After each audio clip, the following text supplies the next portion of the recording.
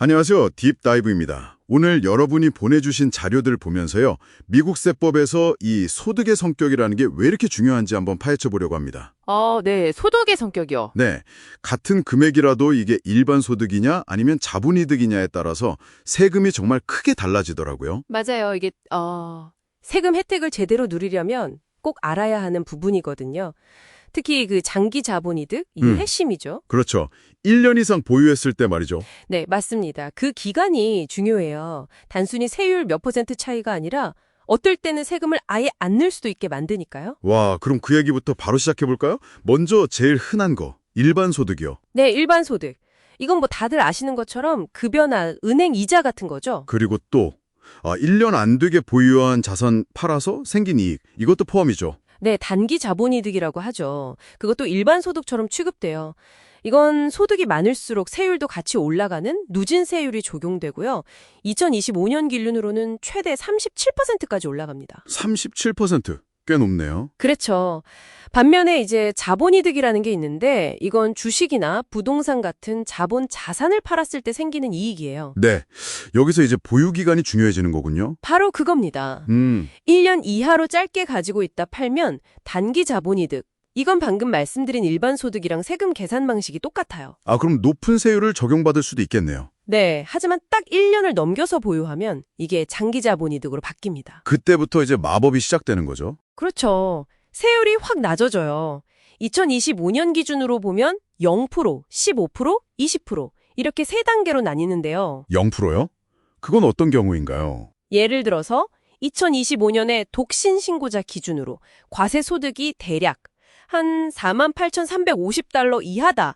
그러면 장기 자본 이득에 붙는 세율이 진짜 0%예요. 와, 세금을 하나도 안 낸다는 거잖아요. 네. 그리고 특정 요건을 만족하는 배당금, 이걸 적격 배당금이라고 하는데 이것도 똑같이 낮은 장기 자본 이득 세율을 적용받을 수 있어요. 배당금도요? 흥미로운데요? 물론 예외도 좀 있긴 합니다. 모든 장기 이득이 다 0, 15, 20%는 아니에요. 그런가요? 어떤 예외가 있죠? 예를 들어서 미술품이나 희귀 동전 같은 수집품 있잖아요. 여기서 생긴 장기 이득은 최대 28%까지 세율이 적용될 수 있고요. 수집품은 좀 다르군요. 네.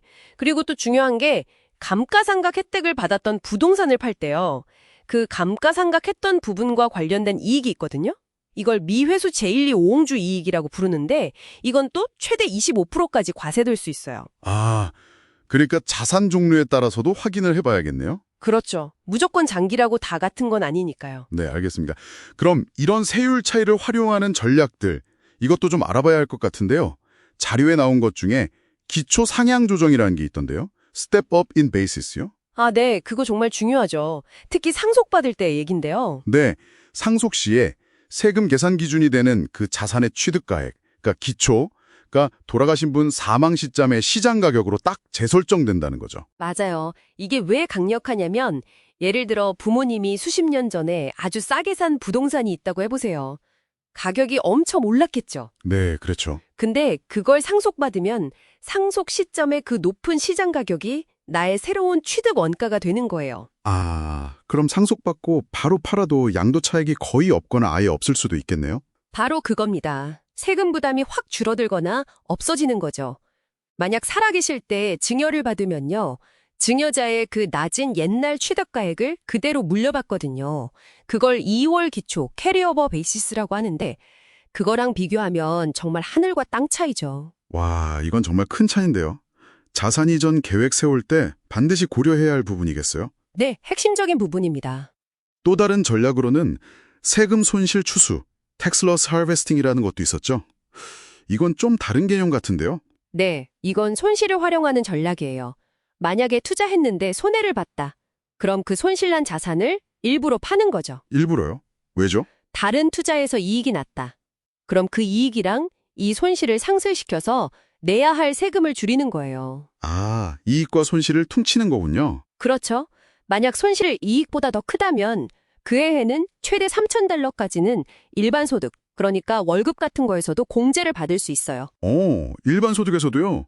그럼 남은 손실은요? 그건 다음 해로 넘어가서 또 쓸 수 있고요. 계속 이월됩니다. 이것도 잘 활용하면 좋겠네요. 근데 여기 주의할 점이 있다고 들었어요. 워시세일 규정. 아, 맞아요. 워시세일 규정. 이거 중요합니다. 손실 보고 자산을 팔아서 세금 혜택을 보려고 했는데 너무 빨리, 그러니까 팔기 전이나 후 30일 안에 똑같은 자산을 다시 사버리면 안 돼요. 아, 30일이요? 네, 그 기간 안에 다시 사면 국세청 IRS에서 이거 진짜 손실 아니네 하고 손실공제를 인정 안 해줍니다. 그러니까 손실 처리하려면 최소 30일은 기다렸다가 다시 사야 하는 거죠. 네, 30일 기억해야겠네요. 마지막으로 하나 더. 고소득자분들은 좀 더 신경 써야 할 세금이 있다고요? 네, 순투자소득세라는 건데요. 3.8% 추가 세금이에요. 3.8%나요? 어떤 경우에 내나요? 자본 이득을 포함해서 순수한 투자 소득이 일정 기준 금액을 넘으면 부과돼요. 예를 들어 2025년 기준으로 부부가 같이 신고하면 25만 달러 넘을 때 해당될 수 있습니다. 그렇군요. 이것도 고려해야 할 부분이네요. 자, 그럼 오늘 얘기 좀 정리해 볼까요? 네, 결국 핵심은 소득의 성격, 구분이 정말 중요하다는 거. 일반 소득이냐, 자본이득이냐, 그리고 자본이득 중에서도 보유기간이 1년 넘었냐, 안 넘었냐, 이게 세금에 미치는 영향이 엄청나다는 거죠. 맞아요. 특히 1년 이상 보유해서 낮은 세율 혜택을 받는 거랑 상속받을 때 기초상향 조정으로 세금 부담을 줄이는 거, 이 두 가지가 정말 중요한 절세 포인트 같아요. 그렇죠. 이 지식들은 단순히 세금 계산할 때만 필요한 게 아니라 여러분이 어떻게 투자할지, 또 자산을 어떻게 다음 세대에 넘겨줄지, 더 나아가서 은퇴자금 운용 계획까지 영향을 미치는 아주 실질적인 정보가 될 겁니다. 네, 정말 그렇네요. 자, 마지막으로 여러분께 한번 생각해 볼 질문을 던져드리면서 마무리할까 하는데요. 네, 오늘 저희가 본 자료에도 언급됐지만 2017년에 만들어진 지금의 세금 관련 법들이 2025년 말이면 상당 부분 자동으로 없어진다는 얘기가 있잖아요. 맞아요.